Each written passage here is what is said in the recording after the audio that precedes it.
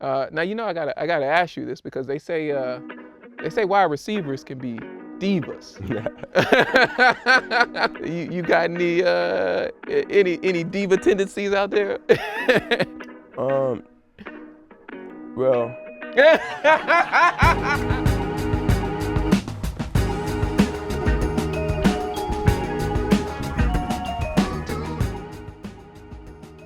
Now, if there's one thing we love as Americans, it's football. It's a shared story, a drama that unfolds every Sunday, and it's got us hooked. But what's it like to be a part of that story? To have your career, your body, your whole life tied up in 60 minutes on the field? So today we're sitting down with Pro Bowl wide receiver DJ Chark. He's a veteran, but he's also the new guy in LA, just signing with the Chargers. And in a few years, he's played for Detroit, Jacksonville, and Carolina. See, football is the ultimate team sport, but the NFL is also a business.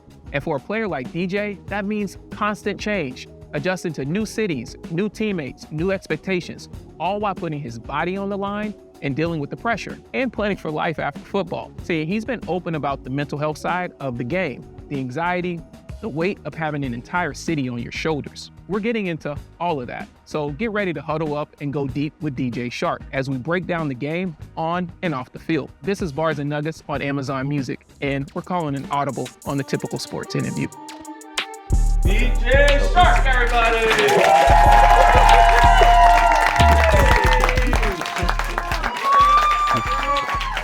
Man, that's a nice energy level.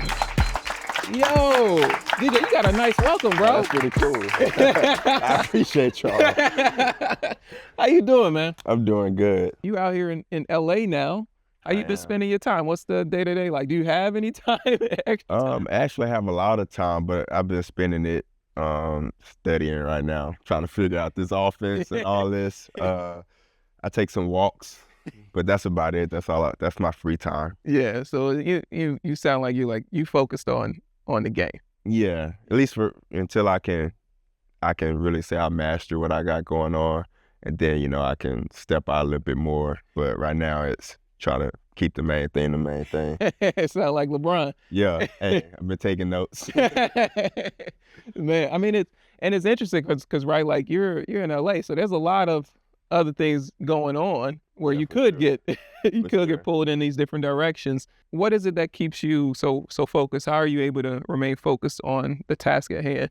Family, really family oriented, and spending time with the wife and the kids. That takes up most of the day anyway. And so any free time, usually I'm devoting it to family and things like that. Yeah. And so that's pretty much what keeps me grounded and going forward.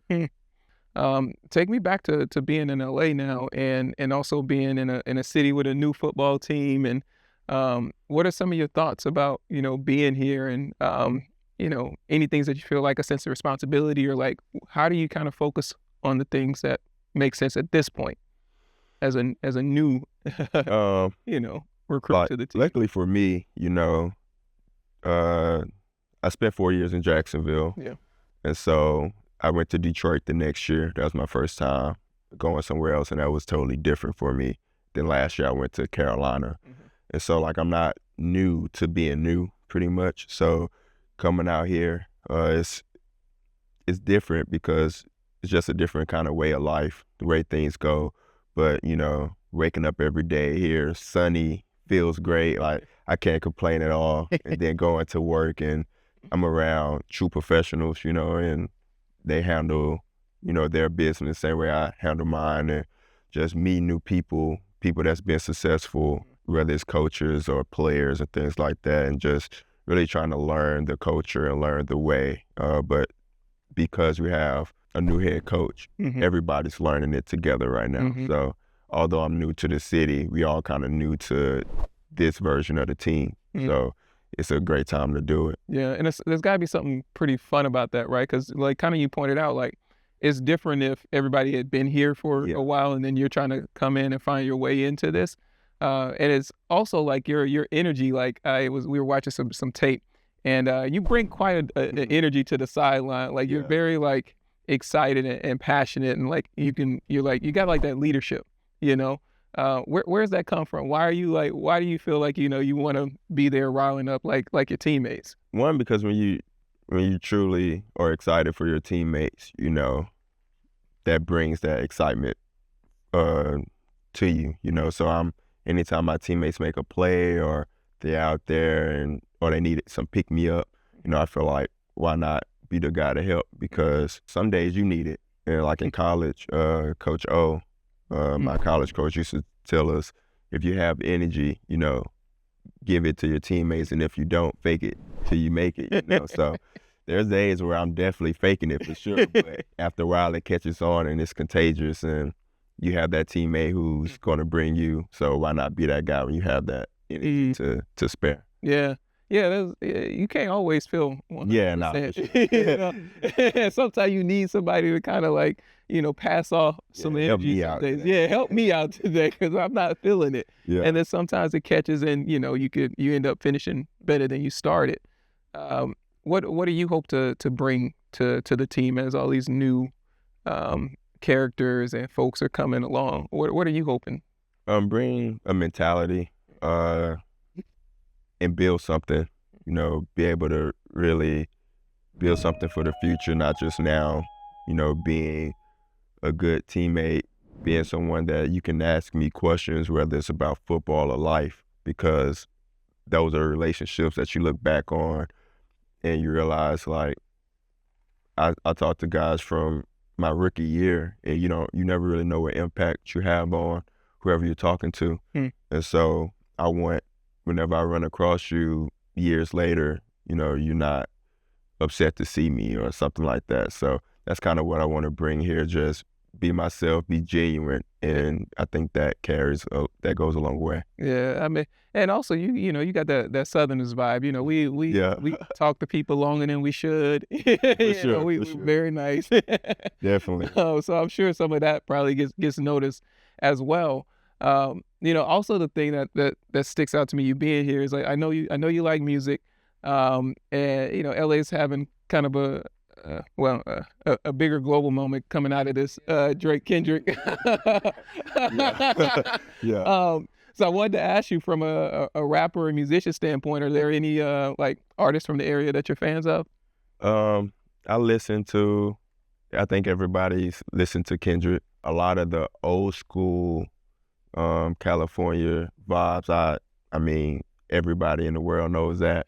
And so that's good cookout music or whatever, so I definitely understand, like I know the sound for sure. Yeah. And so I'm definitely trying to learn while I'm here. Yeah. So I don't look like an outsider. I don't think you could be too much of an outsider, because you got some music history in you. Yeah.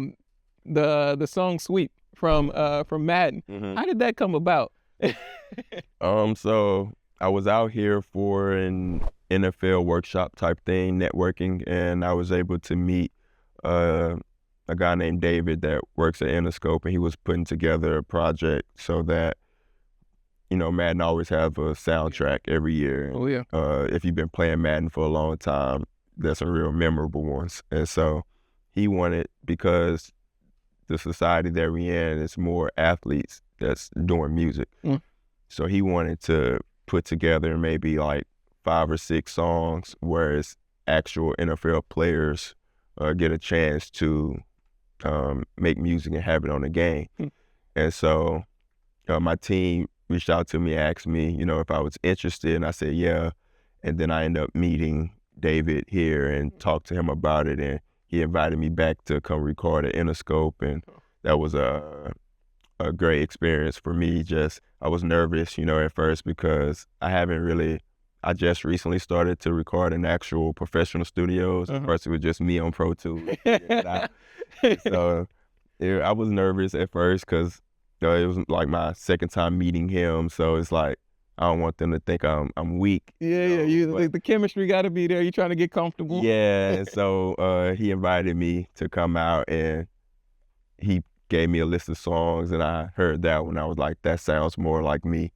And so he said, we'll find a spot for you on it. And they ended up putting me last, which is the one that brings it home. Yeah, I was gonna say. It's like the 4x4. Yeah, so I was able to record that, and I got a lot of great feedback from it actually. So I was pretty excited about it. Had you been rapping before that? Like, so Pro Tools and like what kind of music or sound were you accustomed to? Like, I couldn't give you an artist that I sound like, but I like so many different styles of music. So sometimes I'm hearing something, it's like I want to make a song similar to this. And YouTube, you can just type in whatever artist, type beat, and you get it. And so I try to challenge myself sometimes to just sound like this or that. But naturally, I'm Louisiana, that type music. But I try to mature in music and make different other sounds as well. So and some of them not hidden. And I keep those. That's part of the process. Yeah, I keep those to myself. I have like 2 or 3 songs that I like. I need like 6 of them that I can play and say those are hard. But it's been about 2 or 3 years, so I have no idea when I'm gonna get the 6. Well, you in LA, do you see yourself like when you do have downtime outside of the season and family, do you see that as being like a hobby that you might get into, or you might be like, I do want to release an EP someday? Oh, for sure. Right now we in Orange County, but the connection that I made with David and Interscope, and I think they have a studio in, I think, Santa Monica. Mm-hmm. So in July, they're moving our facility from Orange County up to pretty much Inglewood, right around. So since I'll be over here, I definitely make that trip on weekends or off days and things like that to, it's very therapeutic for me. So why not? And then I've also realized that a lot of my teammates like music too. So, why not? That's team bonding, Yeah, we trying to get the Chargers mixtape. Yeah, What's up? Come on. We start getting some dubs. Might have to drop some. Man, that's funny. Well, take me back to childhood. Take me back to growing up in Alexandria. What was it like playing football and growing up there, right? We hear all these different stories that people share about playing football and sports in the South, and the allure and like how it's so different and how the athletes are so different. But what about you? Take us into like, what do you remember about? Louisiana is it's no real big cities. Obviously, like our biggest city would be New Orleans and Baton Rouge, right? So being in Alexandria is so small, but football is like the DNA of the state. Like, that's what everybody loved, the Saints on Sundays and LSU on Saturdays. Yes, so growing up, there wasn't a lot of people that made it, outside of making it past high school. Yeah. Where I'm from, middle of the state. Usually a lot of the players come from the South or the North, not much so the middle. And so for me, once I got into football, I realized, I loved it. I was a very hyperactive kid. I was really smart, so I would like finish my work early, and then it was nothing to keep me in my seat at that point. Like, so, I'm done. I'm trying to get out. Yeah, and so my parents ended up putting me in football, and that really helped me with just being able to sit still and wait for somebody to snap the ball. That was big for me. So I realized I was good at that, and I got better and better, and I always felt fearless. That was something that I never felt like I was going to back down. And that's the sport that's really epitomizes that. And so through the years, I was always smaller than everybody else. I played running back, and small running backs wasn't a thing.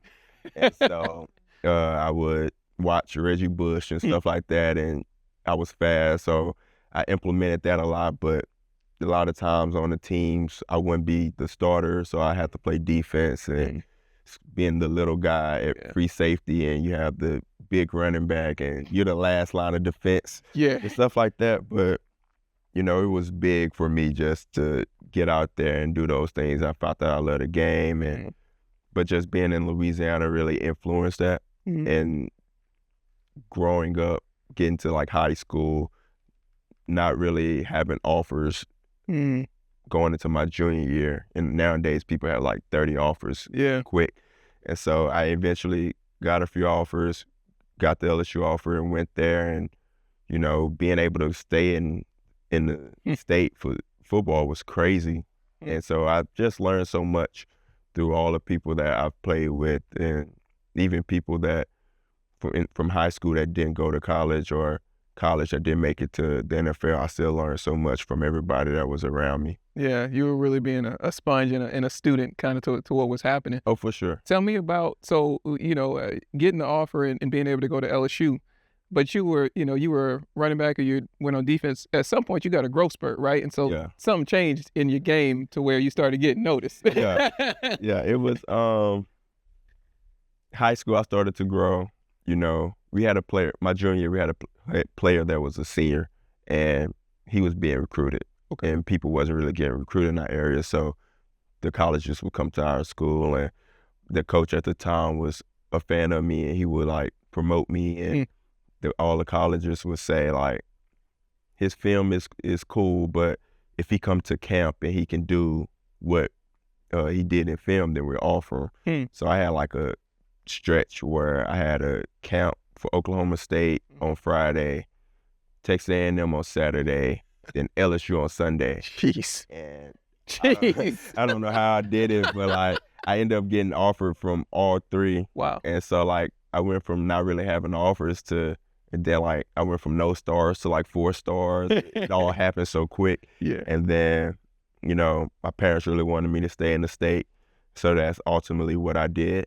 But yeah, it was that period of like that junior year, coach helping me out, like just saying, look at the guy, and getting the opportunity to come and compete. And honestly, God was catching some of them passes, because I don't know how I was doing it, but it happened, and I was able to get that opportunity. And so, you know, I'm thankful for it. It's beautiful how it works out sometimes. Sometimes, or a lot of times, it's out of our heads, literally.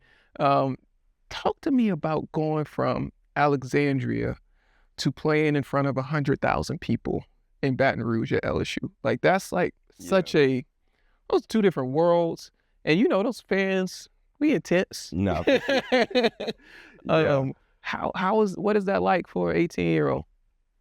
Man, my first 2 years, I didn't play much. We had a really, really great recruiting class that I signed onto LSU with, and so I was at the bottom, and I would compete, and I would do good, but you know, whenever it's time for like the season or for me to be out there, you know, they always had somebody else that, and then I played scout team, so I was the guy that went against the defense, which, I mean, we was DBU, we had all these great defensive backs. Yeah. And there was no pressure. You know, I'm just out there, I'm getting a chance. I know I'm not playing on offense, so this is my chance to play football. And me and my quarterback at the time, Danny Etlin, he wasn't starting either. We both was just on scout team. And then my junior year, I eventually started to play, but I wasn't getting many passes. And then Coach O was the defensive lineman coach when I was on scout team, so I was going against his defense. And when he became the head coach, he pretty much promoted me and Danny because he seen what we was doing, and I had that connection, I had that faith with Coach O that like when I started playing, you know, I was so locked in. And my junior year, I went from not playing at all to now I'm out here scoring touchdowns and stuff. So it was really just embracing it. And once you do it a few times, you're like, okay, I can do this. And then I'm at home. It's Louisiana. It's what I've been seeing my whole life, like waiting on this moment. And so I really just embraced it, and just next year was able to be 7, and that was huge for, you know, being in Louisiana. Yeah. And so, you know, I just kept going, and it became a norm, you know, just being at LSU, like that was normal. what did it mean to you to have your family be able to come, right? Because you had mentioned how your parents really were, they really wanted you to stay at state. So what did it mean as you are, you're getting passes now, you're getting touchdowns now, you're confident in your game. What does it mean to also have them there during that time? It was huge because growing up, both of my parents were injured, in work. So they was both at home probably around 5th, 6th grade. And so they dedicated all their time to me and my sister. And so it was like every practice they was at, not just games, they was at the practice. And as a kid, sometimes I'm like, y'all the only people in practice. Like, don't come to practice, just come to the games. But I mean, we practicing out there, and I look over, and my mom and dad then came and sat on the bench. And so eventually they at least started staying in the car and watching from the car. But as I got older and then being able to go to LSU, like at the time personally, I felt like I knew the recruiting class that I was going to be a part of. And so I was like, it might be better if I go somewhere else because I have a better chance.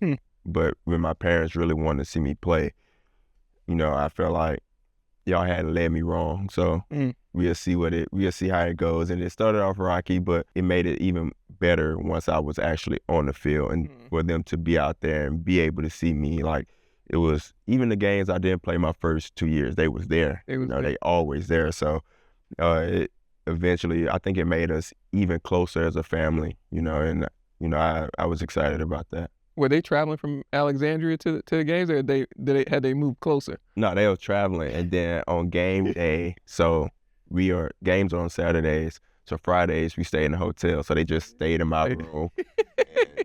But every time after the game, I knew my room would be clean. My mom was gonna clean it, so it was cool. And they would drive. What was that, like 2.5, 3 hours? About 2 hours. So that's it was like, we come and see you. Oh, they were doing it with ease though. So. I mean, it's also a great experience to go to if you ever been able to go to LSU game, like whether I was playing or not, it was gonna be a great experience. So it made it all the better once I was. For folks that don't know what that experience is like, how would you describe it? How would you describe, showing up Death Valley on a Saturday? Man, it's crazy because if it's a night game, by the time everyone's in the stadium, game start at 6, everybody's drunk. Like, the tailgating is crazy. The hospitality doesn't matter if you're on the other team, they offering you food and, like at the parade grounds, and it's an all-day event. And then once you were in there, it's 100,000 people just excited. And definitely if it's like a SEC matchup, and the better the team, the better it is. So it's an experience. It's hard to really describe. But even if you're not a football fan, if you're a fan of like just being around people and energy, it's a great time. I always say there's nothing like it. I still haven't experienced anything else like it in my life. Yeah, it's different. It's just different. You got to be there to get it. And it's and they have a lot of bit of ratchet to them. So it's an experience for sure. Talk to me about, when I think of 100,000 fans, there's an excitement, right? And there's like, yeah, this is great. But also I wonder, is there pressure that comes with it? Is there anxiety that comes with it? What was your personal experience with that? For sure. So being from the small town that I was from, I would experience nervousness and all this growing up, definitely when it came to sports, but I didn't have a word for it. And so when I did get to college, eventually talking to the staff, I call her Mama Shelley. She was able to get me in touch with a psychiatrist, and just talking to him, going through like what I was feeling, and was able to get a name for it, which was anxiety. And I was like, okay, so that's what I've been feeling. But when you're from a small town and things like that, that's not really discussed. And so like it wasn't really discussed with my parents or anyone. So like once I was able to figure out what that was, that really helped me find a way to troubleshoot it. And so once I was able to figure that out and understand what I was feeling, be able to prepare myself and things like that, of course, it's still anxiety with you going from playing in front of high school fans to college fans and things like that. And it is SEC, it is LSU. So you're a 17, 18, 19-year-old kid and you don't have a good game, then feels like the world. Yeah. Then like when I switched to 7, it was definitely like a bullseye on my back. But that kind of the things I've been through in life, and it made me feel like, why not be the person to take these things on? Why not? Yeah, it's okay to experience these things, these feelings, but as other people, we all deal with it in some kind of way. So why not be the person that's willing to embrace what you have and then go and talk to other people about it and be like, maybe your anxiety isn't severe, you know, but you still get nervous. You still make decisions based on how you feeling, and why not talk to somebody? Why not be open to talk to somebody? And that's why I like just being in tough situations. I think it wouldn't be me if it wasn't a tough situation. It wouldn't be right. Yeah. You know, at this point, I embrace it and I openly talk about it, and I like it because you connect with people more on that than if we're all just talking about our highlights and our great things. And it's like, can't really relate to some of the people. Yeah. If we both can talk about the things that, or maybe you don't have to talk about, I can just talk about mine and you can resonate with me. And now you're like, okay, I mess with him for real more than just us talking about, we were talking about sports or surface level stuff. Yeah. No, it's one, I love that you're in a space where you can be open about that, because I can't imagine how much you're impacting people around you that may not feel like they're on that part of the journey yet. Did you feel that level of comfort with teammates and, like, you know, as you were going on that journey, like, how did you start to get to a place where you're like, I can open up about this?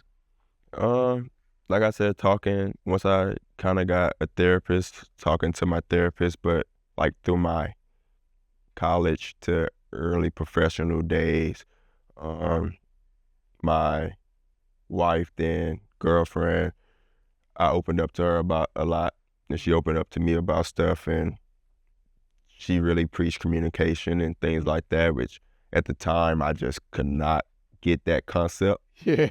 He's like, what?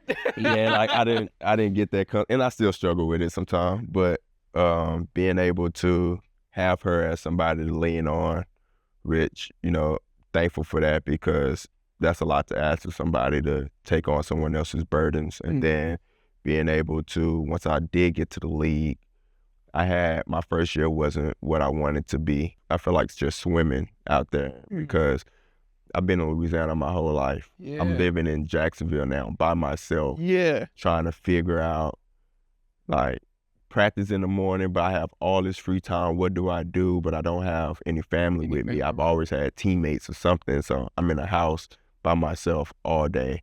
And so, like, that first year I didn't know what my priorities were. And so after that second year, I really found the therapist out there that I still currently have, and was able to start opening up about stuff and figuring out, like, she preached to me about community and finding people that, you know, I'm willing to hang out with, because I was cool with, and still sometimes cool with, just being at the house. Just chilling. Man might hit you up and say, hey, you wanna go do this, and being like, I don't have anything to do, but I'm still saying, nah, I'm cool. I'm cool.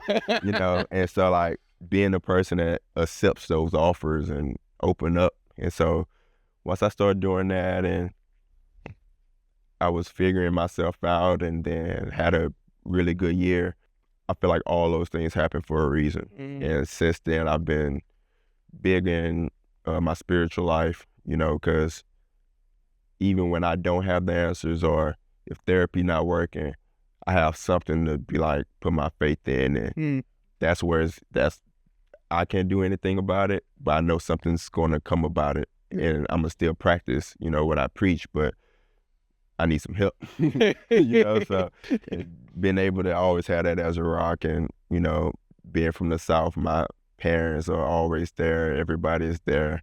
It's not a big group, but it's a solid group, and so that's always helped me.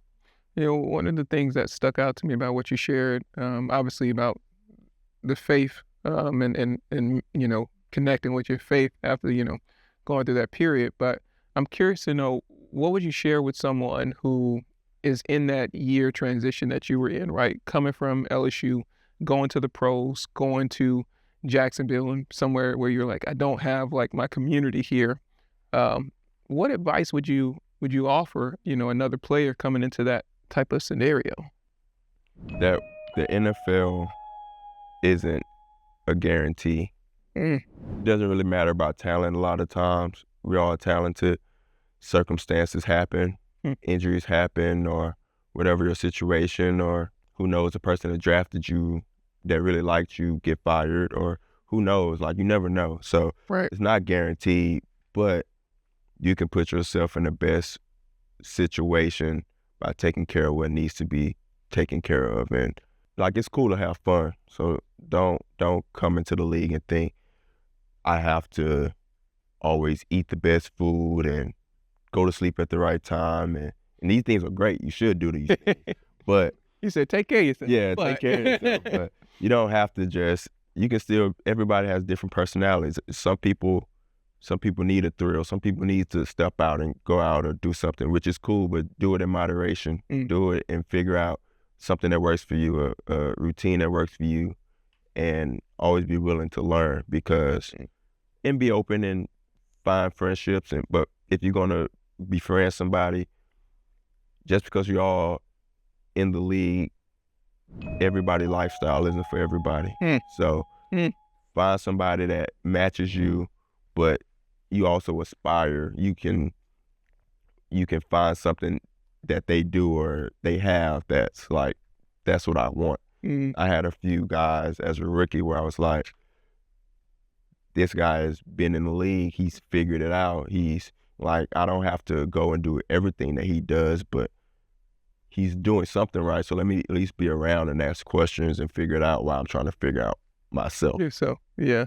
I mean, it's good to have folks that you can see that have been on the journey that you want to go on, or doing it differently, right? And it's like, oh, so I don't have to do those things, right? Like, I actually lock into this person. I could actually have someone that could help guide me and navigate this place that I haven't been before, you know, different from an agent, different from family, different from a coach, right? Like, it's different to kind of have like a veteran in your life.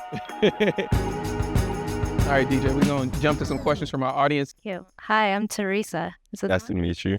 Nice to meet you too. Question about mentality.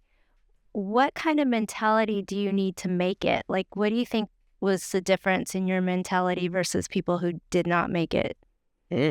Oh, good question. Felt like just trying to be fearless. I was always small, so I always doubted.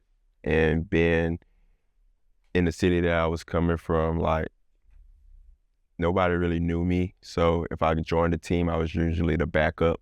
And so just wanted to play, that as simple as that, wanted to be on the field. But then as I got older, just realizing what the game meant and what it takes to, you know, make it to the next level. So it was always just, I gotta compete against this guy and not be scared to fail, because if I don't give it my all, I don't compete, I'm not gonna win for sure. So why not give it my all and try it? And then after a while, I started to win some of those matchups and things, which gave me confidence. And once I started having confidence in myself, it was like, I saw, at least around the people that I was around, whether it's middle school, high school, I realized I started to kind of separate a little bit as far as like talent-wise and things like that. So it was always chasing a person above me at that point, just competing, and it got me pretty far. So So competitiveness and confidence. Yeah, always just being willing to compete and believing, having that confidence in yourself and not being afraid to fail, which is one of the toughest things, because that's kind of the thing that holds a lot of us back. And at times, you know, it's still, I deal with it, not wanting to lose, things like that. Like, I hated track, but I was really good at it. My sister was good at it. but I hated it because it was the only individual sport that I really did. And so like in my city, when I was in high school, I knew no one in the surrounding high school should ever beat me. So I had so much anxiety getting to race because if I win, it was expected. If I lose, then it was like, oh, I'm gonna have to hear about that all the time. So just having that mentality of, not being afraid to fail, and that really pushed me to have that mentality. Thank you for your question. What event was it, by the way? What was your event in track? Man, so I did the relays, which I wasn't tripping because that's 4 of us, but the 100 and the 200, that's what everybody comes. Oh, that's what we come to see. I'm supposed to win that, and yeah, if I didn't win, I usually the surrounding meets I won. When I got to state, it was but I was cool with that because I people around me. Yeah. So talk to me about the journey so far, right? So, been on a couple of different teams, Jacksonville, Detroit, Charlotte, and now we're in LA, right? And you got a new QB. Yeah. A lot of people are excited about you and Justin getting together. What are you mostly excited about? I'm about to finish week 3 of being here and meeting Justin. Like obviously, from a bystander point of view, I knew he was talented, and you type in his name and stats, and you're like, that's crazy. And so like to be around him and see what type of person he is, he's really cool. Somebody that I can say out of all the people I've met that, all the people I met on the team, he's same every day and good friendship. He's supposed to be teaching me a little bit about, is it pickleball? It's pickleball. You gonna be out here playing pickleball? Hey, I'm gonna figure it out. But yeah, things like that, and just locker room talk, and just meeting him. He's a great guy, but also being on the field, it's obvious why he's talented. The command of the huddle, the command of the offense that he has without, sometimes you're around a guy that's, you can say he's doing too much, and he's never doing too much. He's doing what needs to be done, and I think it's great. So I haven't played with a lot of veteran QBs, so being able to be around somebody that's been in the league, that's got his battle wounds and things like that, I'm excited to get to work with him. How important is it to have kind of that bond and build that relationship between a QB and a wide receiver? I think it's very important because if you don't have that relationship, everything is strictly football. And if it's strictly football, when it's good, it's good. And if it's not good, it's not good. But if you have a real relationship with the person, which I try to build a relationship with all my teammates, but especially the QB, because if things are good, it's going to be great. And if things aren't good, now we can talk because maybe it's me, maybe it's you, maybe it's a situation, but we can figure something out. Like I know what you're kind of going through or how you feel about this situation. So now that I know that, or how I feel, maybe if things hard for you today or been hard for you, if you miss a pass, I'm not going to be upset. I'll probably come to you and be like, you straight? Like, you know what I'm saying? Or if I mess up, you probably going to come to me and be like, you good? You have some compassion, some empathy for me, opposed to just it's being more like a transaction for sure. Yeah, I could understand that, right? It's like you got a relationship, so there's a bit more there.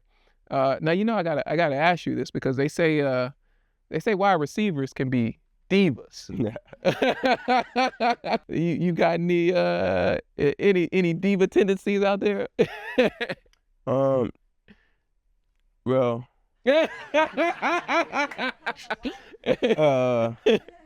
I would say no. I think we all get emotional.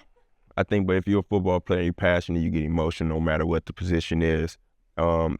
Me, I think I try to check myself because I know I've been in a position where I've been in the wrong. So I don't want to be the guy that when I'm not in the wrong, I'm making much of a scene, because when I am in the wrong, I gotta, you gotta answer to it. So I try to be the same all the time. if I do get upset or I have some ways or something slip, I try to be a man about it. And like if I say me and the coach get into something heated, if that happens, I try to be a man about it and come back and address that situation head on, because definitely don't want to have the ego.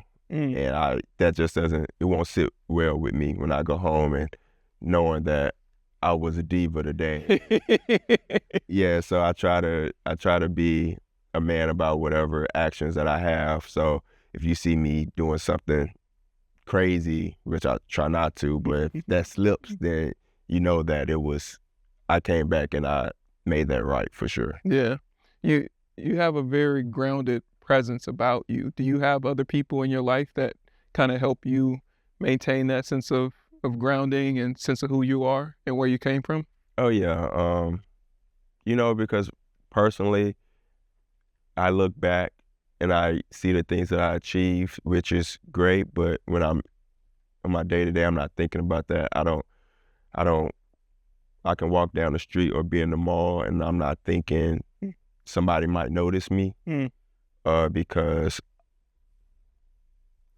for me, I've been me for 27 years, so everything is normal to me. So being able to meet people and all those things is still new to me, so being with my family, they treat me like Daryl Jr. They don't treat me like DJ and things like that. Like being around my grandmother, she called me football turkey, like random things like that. Like for me, I was able to meet my wife at 17, and like I said, I didn't play my first 2 years, so she was dating an LSU football player that wasn't getting PT. You know what I'm saying? So, and then having my 2 kids, all they know is dad. My friends, they know DJ from Little League football, staying over at my house, things like that. Like I try to keep people that we've been through stuff and grown, and you see me behind a football helmet,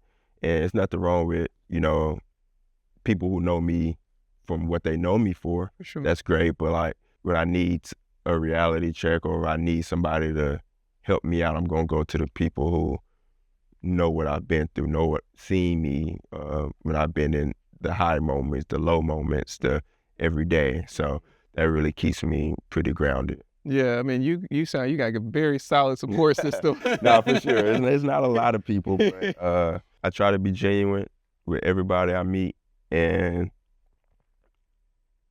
the circle has got smaller. I feel like it has to. The circle is there. I've lost some people that I was close with, or some people that I consider really good friends, and I wouldn't say lost, but just it's no love lost, but our life take us in different ways, and the things that I see or the things that I want, like our conversations won't be the same, things like that. And you have to be able to have that respect for yourself and for the other person, and that maturity to just, if it's for me, it's for me. If it's not, it's not. And so that's kind of the approach I've been taking, and it works for me. So I just keep it going. Keep it going.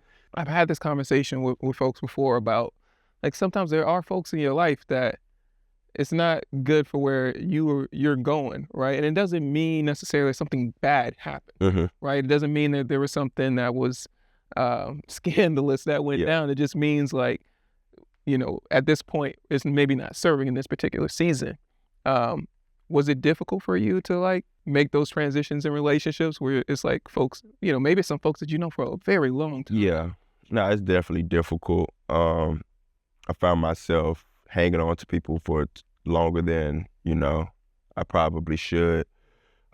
Just because once you, like, talking about that support system, when you feel like these people are your support system, you don't let one situation let you just get rid of them and things like that, because you try to go back, you try to fix, you try to talk, you try to whatever, but the universe is the universe. Like, if that's what's meant to happen, now you find yourself, you're just doing all the heavy lifting, like you just holding on to them, and it's like, okay, at this point, I know what's going on. So, and now you just have to be real with yourself at that point. Yeah. And You don't have to get rid of them. You can keep them along, but and that person probably knows as well. Mm-hmm. And so just being able to have that hard conversation and say, not necessarily just ghosting them, but sometimes you have to. So I'd be like, DJ, new number, who this? Yeah, like sometimes you just gotta, however you choose to do it, but as long as it's always respect and love there, because I mean, none of us are perfect. Yeah. Some of us not for other people. Yeah. No, yeah. Everybody has their people, and sometimes our people come in, sometimes they got to leave out, and a lot of times it's on us to know when that time is as well. I wanted to ask you about, a change coming into the NFL, and it's the Guardian helmets. Okay. Is that something that, you're going to adopt? Is it something you're excited about? How do you feel about it? Being a receiver, I'm trying to stay away from all the hits anyway. So, whether the cap is on or not, I'd rather not be running in there getting hit. So I was just learning. We had a meeting about it recently, and it's NFL is allowing certain helmets that they, deem as supportive, helpful. You don't have to wear the Guardian cap. Some of them you do, and some of them just can't wear it all. So we've been getting scanned for the new ones, and so I'm gonna see if I want to. I've been having the same helmet since like senior year of college, and I like it, but I don't know if I'm a fan of. I haven't really tried it yet. Yeah. But I'm also not. I'm always cool with trying something new. So one of the helmets was kind of fire, so I might try that. So I get to wear that and not wear the Guardian cap. So that's might be what I do. I mean, people wear them all the time. It'd be interesting to see it in a game. Yeah. Like maybe you paint the logo on it. I don't know what you do, but practice, they're gonna figure out how to figure something out. You gotta figure something out. Don't worry, the logo, they're gonna figure out how to get that on there. But, I see it all the time in practice. They're mostly on the bigger guys, but I mean, if it's to help, if it's to help your brain, of course. For sure. Just a little. You had mentioned, jokingly, but also seriously, you're like, I'm trying to not take hits, right? Yeah. Like, not like that. Do you worry about CTE, or like, what do you think about it when it comes to the game? And you've been playing this game for so long, right? And we know that there are the risks that come along with playing this game. So does it worry you? So I see a lot of, it's a new concept to me. And I think my first time really hearing about it was the movie. Yeah. I think I might have been in college when that came out. So I've been playing for years already. And it's a crazy dynamic, but it makes sense, if in the type of sport that you're playing, you're constantly, and then as a kid, we playing tackle football at 7. We don't know how to tackle. Our equipment is not good. These helmets are bad. And and old school football was smack each other all the time. And so like growing up in that, it's definitely new, and I feel like the NFL, people get mad at the NFL for trying to do these things, but it's only right, if you want this game to still be a good game with integrity and people to actually live their lives after. But I don't necessarily think about it when I'm out there, or think about it after, because my wife got me taking all kind of vitamins, omegas and all kind of stuff. So I try to still utilize, like, try to read or whatever, just to stay sharp and things like that, have intelligent conversations and things like that in whatever way, and try to be healthy, and I also know I'm fortunate enough to not be a person that's just hitting all the time. Like, I'm only possibly hitting, blocking or making a few catches, but some people that's really in the trenches, that's what it's all about. And so, but for me, I just try to I don't worry about it too much. Hopefully my support system, they rock with me when I'm like 50 and 60. If I don't know what's going, help me out. But I think that's not funny. It's not funny. I think I'll be all right, but yeah, I try to take care of myself as best as I can. As best you can, considering. Yeah. Shout out to your wife. Okay, we're gonna take one more question over here. How's it going? My name is Rio. I know you got some big shoes to fill. You got Keenan Allen leaving. You got Mike Williams leaving. Are you nervous to play for the Chargers this year? No. With all due respect, I love Keenan Allen. The year I went to the Pro Bowl, he was there, and I met him, and great guy and phenomenal player. Mike Williams too. Like, I've watched these guys. Mike Williams great at jump balls and things like that. And so, like, yeah, it's very much big shoes to fill. I admit that, but that's just the nature of the game. That's what the business is. Sometimes you have to go other places, and, being able to come here, I think it's a great opportunity for me, and I do believe it's a standard for sure. More so just to help Justin out, because he's been thrown to our view as some elite guys. So, but I think he's the type of person to elevate the people around him. And so, I think being able to play with a guy like that, I'm excited, and definitely still watching film of Keenan and Mike and all the other receivers in the league, because that's just who I am, and I admire great athletes. I admire hard work. I don't take anything from any receiver, whether they are a receiver 1 or receiver 4. You can learn something from everybody. But as far as being nervous, it's year 7. It's God put me here. I come here, I do what I'm supposed to do. Man, talk to me about Chark Sports Performance Academy. Mm-hmm. Right? It specializes in creating healthy environment for youth development in athletics and personal skills, social skills. Where did this come from? Where did the idea come from? So my sister, like I said, she's 6 years older. So she got a scholarship for track at Nicholls State in Thibodaux, Louisiana. Then she was also a sprint coach at Dillard University in New Orleans, and then she became my track coach in high school my senior year. And so, like, she's been great at teaching and teaching sports, but also teaching in life. And she has compassion and empathy and trying to better youth, and I'm big on that too. Mm-hmm. And with me being big in the mental health space, she really one of her dreams have been to really have a place for that, and our visions aligned when it came to that. And so being able to find something to just help kids. It's not really it wasn't ever trying to make money for real. It was really training kids, getting them, whether it's basketball, track, whatever it is, and then also being somebody that can support them if they having a bad day and things like that. So that's kind of where it came from. What do you feel like you've learned through this experience so far? It's been a great experience. I've met a lot of the kids, and they work hard.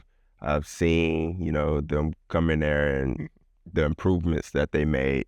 So anytime you can just help somebody else, help a different generation, I think that's always fun. Yeah, it's something about helping other people. Yeah, it's like you don't think about it. I think in the moment, but like there's some kids gonna come talk to you in 10 years, and they're gonna be like, DJ, do you remember this? And you're gonna be like, probably not. And they're like, this is the moment that changed my, and there's something really fulfilling about that than sometimes the selfish things that we can end up chasing. Well, man, I know you're in LA now. Do you ever see yourself being back in Louisiana? Like living? Mm-hmm. I plan on living here where I just got forever, hopefully. Yeah, I heard that. But you never know. You never know. Life takes us so many different places. If it's meant to be in Louisiana, I'd be there.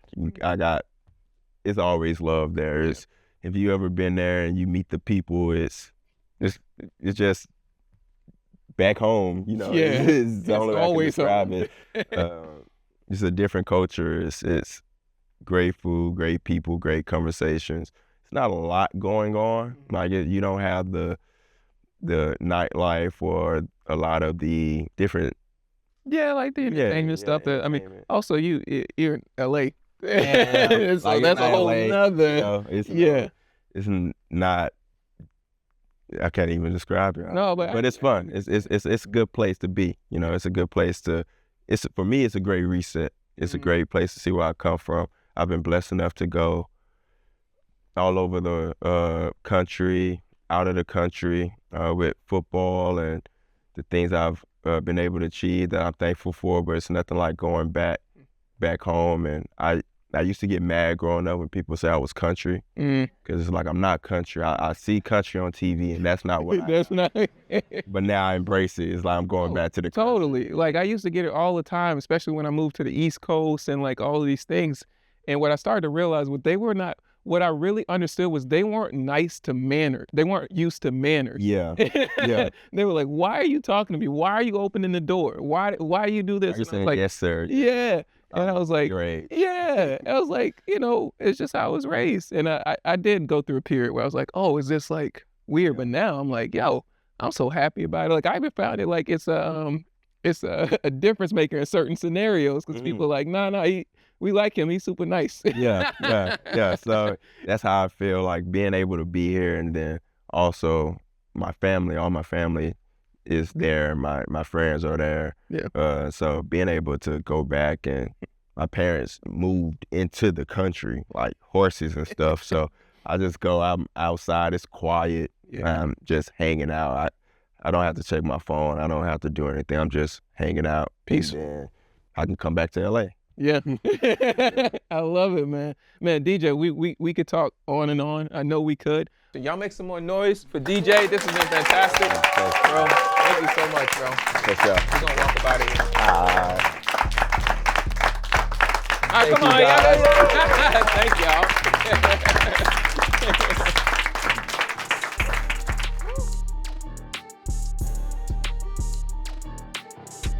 So you don't think he won over people from LA? I think he did, but I think he's got a charming personality. I think obviously he's put up some good numbers over the seasons. But I mean, I don't know if LA is even like really about the Chargers like that. So like winning over, like they really about the Lakers. I think he's got a long way to go in that team, but like they got a nice kind of roster build out, man. So it's nice to kind of see that coming together. Nah, I mean, at least from intel that he was sharing, at least I would say like I felt like an excitement to want to go at least see them and give them a shot to see what they could be. And maybe it's because I feel like connected to them because I'm from the South too. That's it. I mean, they should have a good team this year. I mean, I think it'll be interesting to see how they kind of adjust. He's kind of coming in replacing those two guys at the wideout spot, how they kind of line up together. I mean, I've been playing Madden since I don't even know how long, man. So to hear that he kind of stumbled his way on the soundtrack, like that almost gives the same level of hope that like I could have made the NFL one day. To hear about how he got on the soundtrack, that he kind of like fell into it, it's like, yo, this is an attainable goal. Kids at home, this is an attainable goal. Just show up at the right spot in LA and you too might be on the Madden soundtrack one day. Listen to DJ Chark, man. Yep. I have nothing else to say to that. DJ Chark, Madden. Here we go. Madden, we back.